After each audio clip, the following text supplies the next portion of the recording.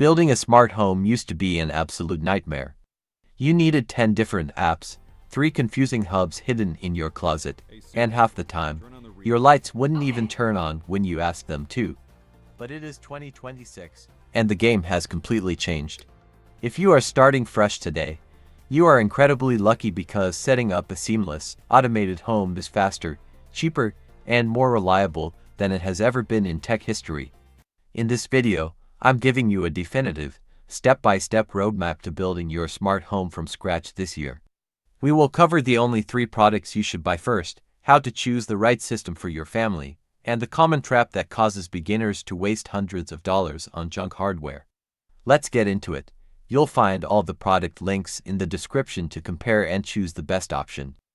The very first thing you need to do before spending a single dollar on hardware is choose your brain, also known as your smart home ecosystem. This is the main smartphone app and voice assistant you will use to control everything. The big 3 are still Amazon Alexa, Google Home, and Apple Home. If your house is entirely filled with iPhones, iPads, and MacBooks, Apple Home is a phenomenal choice because of its strict local privacy and instant response times. If you want the absolute smartest voice assistant that can understand complex contextual questions, Google Home now supercharged with modern Gemini AI is your best bet. If you are on a strict budget and want the widest possible device compatibility, Amazon Alexa remains a strong contender. Pick one and stick to it for now. You don't want a fragmented house where your kitchen relies on Alexa and your bedroom relies on Apple. Now, you might be wondering, if I choose Apple, does that mean I can never buy a device that mentions Google?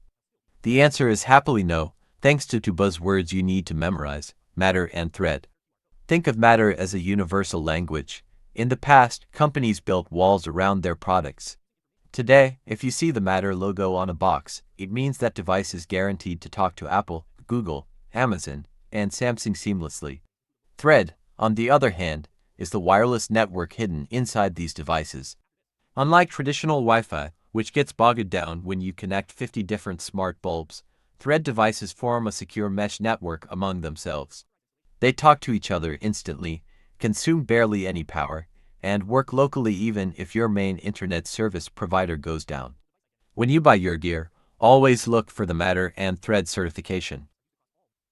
Ready to build your setup? Check out the Amazon links in the description box below to grab your gear. Don't forget to like, subscribe, and drop a comment with your first smart device. When you are ready to shop, do not try to automate your entire house on day 1. That is the fastest way to get overwhelmed.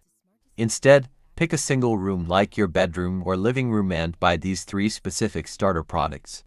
Product number 1 is a smart speaker or smart display. This serves as your physical controller and your Thread border router. Devices like the Apple HomePod Mini, the Google Nest Hub, or the Amazon Echo 4th Gen are perfect entry points. Product number 2 is a smart plug. This is the ultimate budget Swiss Army knife of home automation. You plug it into a regular wall outlet, and suddenly your dumb appliances like a retro desk lamp, a fan, or a traditional coffee maker can be turned on and off with your voice or phone. Product number 3 is a smart light bulb. Brands like Nanoleaf or Philips Hue offer excellent Matter-compatible bulbs. These allow you to adjust brightness, shift colors from warm white to cool daylight, and set the perfect mood for movie nights. Once your gear arrives, your setup process should follow a strict order. First, make sure your home Wi-Fi network is stable. If you have a large house, a mesh Wi-Fi system is highly recommended to prevent dead zones. Second, set up your smart speaker first. Plug it in, download your chosen ecosystem app, and establish your home profile. Third, bring in your smart plugs and bulbs. To pair them, you no longer have to type in long serial numbers or connect to weird temporary Wi-Fi hotspots. You simply open your main smart home app, tap Add Accessory, and scan the Matter QR code printed on the device. Assign it to a specific room, give it a simple name like desk lamp, and you are done. Finally, set up your very first automation. A simple one to start with is a goodnight routine. Program your app so that when you say goodnight, it automatically kills all the lights and switches off your smart plugs at the same time. Before I let you go, let's talk about 3 massive mistakes beginners constantly make. Mistake number 1 is buying cheap, generic cloud-only devices from random online marketplaces. If a smart plug forces you to download a strange, unverified proprietary app just to work, avoid it.